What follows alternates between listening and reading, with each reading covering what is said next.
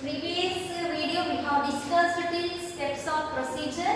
In the steps we have discussed how the nurse has to follow the procedure and what instructions she has to follow before the procedure. That thing I have explained. So about this procedure, the nurse has to explain the patient mother. To infant mother, the nurse has to explain the procedure. So next thing, place Macintosh under the O210. So after explaining the procedure, the nurse has to place the Macintosh under the O210. And next thing, put the ice cubes in the ice chamber, regulate the oxygen flow. So after keeping Macintosh as the nurse, she has to put the ice cubes in the ice chamber. So already we have discussed in previous, in the oxygen tank there is a ice chamber. So in ice chamber the nurse has to keep the ice cubes. For what? Ice to regulate, and after keeping these ice cubes, and she should regulate the oxygen flow. And next thing, keep the jug or bucket head end of the bed so that the water from the chambers flow into through the tubing. So for what is the purpose to keep the jug and bucket? So after keeping this jug and bucket, after keeping these ice cubes, there is a chance to get water. So that water should come to the jug or bucket. So where these things the nurse has to keep end of the bed, and so that the water from the chamber it flows through the tubings. So where it is going to the jug and bucket. So for that purpose they have to keep jug and bucket. And next thing, connect sterile tubing from the oxygen flow meter through the inlet of the oxygen tank into the ice chamber. So after keeping those things as a nurse, she has to connect sterile tubings to the patient. So sterile tubing from the oxygen flow meter through the inlet of the oxygen tank. So where the nurse has to keep the sterile tubing from the O2 flow meter through the inlet of the oxygen tank, so into the ice chamber. And next thing, flush the tank with 8 liter of O2 per hour. So before this, after connecting everything for few minutes, flush the tank with 8 liter of oxygen. So before connecting the patient as a nurse, she has to flush the tank with 8 liters of oxygen per hour for few minutes. And next thing, place the infant inside the O2 tank and regulate O2 flow. So after doing this flush, then the nurse has to place the infant inside the O2 tank and regulate the O2 flow. After keeping the infant in the oxygen tank, next she has to regulate the oxygen flow. And next thing, after complete these things, after complete this procedure and how they are going to after following these steps in the procedure and how they are going to give the care to the child in oxygen tank. So that thing now we will see. So till now we have seen steps of procedure. So what is the steps we have seen, how they are going to do in the steps, that thing I have explained. So after during this procedure, as a nurse, how she has to give the care to the patient.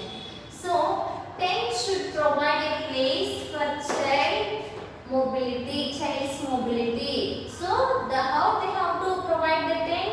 So tent should provide a place for child's mobility. And next thing, humidity of the O2 tent can be maintained by placing in the ice chamber and periodically. So how they are going to keep this O2 tank?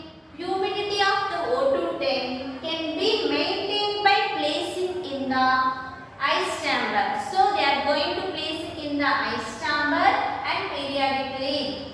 And next thing, the rate of the flow of of the flow of oxygen depends upon the size of tent. So already we have discussed first in introduction that how many sizes are there, and according to the tent size how much liter of oxygen can provide. So that thing we have discussed. So here depend on the flow rate, depend on the flow of rate according to the doctor advice. That thing, after seeing those things, then they have to decide, they have to keep according to the that doctor advice, they have to keep the tent. So it may be 4 liters, it may be 6, or it may be 8. So depend on the liters, the tent size also is there. So according to that they have to keep. And next, place infant in semi-polar position. So after keeping the tent, so keep the infant how semi-polar position. And next thing, mother can place her hand over the body inside the tent. So the mother can place over the body, so inside the tent, for what? To provide security. So to provide security of the infant, the mother can place her hand on the over the body. And next thing, monitor pulse and respiration. So after connecting these tubes, by doing this procedure, so during this procedure the nurse has to observe for pulse and respiration and color of the infant. So due to this oxygen level, the patient is having any abnormality is present or not, that thing the nurse has to observe. So she has to see color of the patient and vitals, so respiration, pulse, this is the most important to check. So these things the nurse has to see, and whether the patient is in, whether infant is in hypothermia or not, that thing also she has to see. So these things, when they are going to see, when they are going to do, then after connecting the oxygen tank, how they are going to care the patient, that thing now we are seeing. So next thing, promote a good airway with frequent suctioning. So if the infant is not able to suction, not able to take breath properly, so the nurse, what she has to do to promote that good airway, frequently the nurse has to do the suction. So by that way, through the suctioning, the infant can take good airway. And next thing, observe for oxygen toxicity. So after keeping this thing, what the nurse has to do, she has to observe for oxygen toxicity. So retrolental fibroplasia, so whether it is present or not, and respiratory depression. So retrolental fibroplasia means that is the one type of eye disease, it is occurring in premature babies. So this kind of condition is present or not, that thing the nurse has to observe.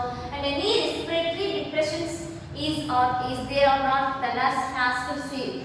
So this is the care of the child in oxygen tank. And next thing, after care of the patient and after complete the procedure, how they are going to treat the patient and how they are going to keep the articles. So after complete the procedure, the nurse has to wash her hands and replace the articles improperly, and she has to see that whether the articles are correct or not, and if all equipments are present or not, that thing she has to see. And next thing, to the patient, what they have to observe, to the infant they have to keep in warm and comfortable position, because till this procedure the infant was in oxygen tank with ice. So with oxygen support, the patient was there under the tent. So after coming from the tent, they have to keep in warm and comfortable position. And next thing, evaluate the patient progress. Next they have to evaluate for what, already because of low oxygen level they have provided oxygen administration. So after providing this administration oxygen, how the patient condition. So they have to evaluate as a nurse and the patient progress by observing vitals. So by observing vitals, it includes pulse and respiration, oxygen saturation, and next temperature and BP. So these things the nurse has to do. So whether the patient condition is okay or not, how the patient is procedure. That thing the nurse has to observe. And next thing, after complete these things and the nurse has to record the procedure with the date and time where in patient record. So this is must and should do the nurse. So this is the procedure of oxygen tank and hood. So now we completed this procedure. So whatever till now I have discussed, that one more time I will summarize. So we have discussed oxygen tank and hood. What is meant by oxygen tank and hood? How they are going to do this procedure and how is this method? That thing I have explained. After explaining that thing, I have explained next about the procedure. How they are going to take the how they are following the general instruction before doing this procedure, and what are the equipments it's required. How they have arranged that equipments. And next thing, before the steps of the procedure. So before doing the procedure, what are the steps they are going to follow and how they are going to counsel the mother. And next thing, after complete the procedure, by during the procedure, as a nurse, how she has to take care of the patient in the tent, oxygen tent. And after complete the procedure, as a nurse, how she has to evaluate the patient condition. That thing I have explained. So completed now oxygen tank. So previously I have discussed that in auto inflation 3 types is there. In the 3 types, now completed 3 types.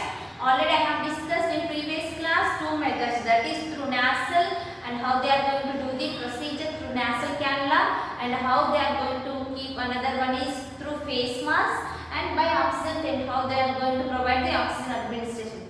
So completed this topic. Thank you.